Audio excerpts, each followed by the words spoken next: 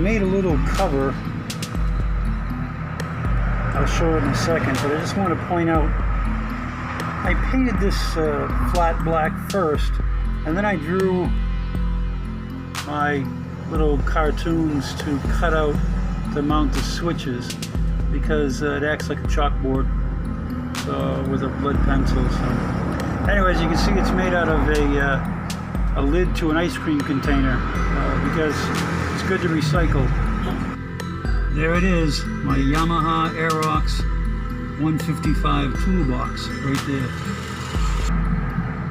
It's the one-handed open up the battery compartment trick. I won't bore you with that, I don't think. Okay, there's the cover and the toolkit. And you can see right here, I made this right here.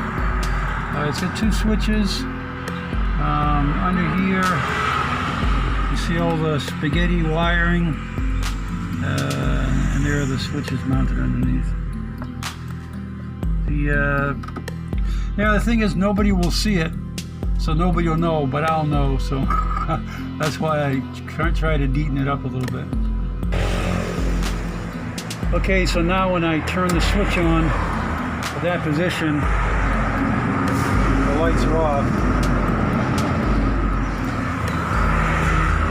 And now, inside my little switch thing, if I turn this one on, now it's working. You can see it's doing its thing. The second switch is because I pulled voltage in from another area on another circuit. So now when I turn the switch all the way to the start position, now it's brighter.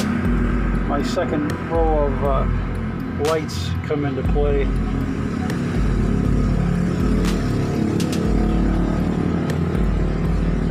That's what it's all about.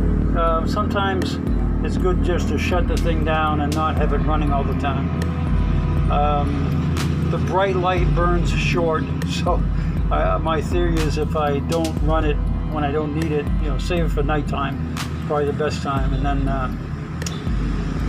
it'll last longer.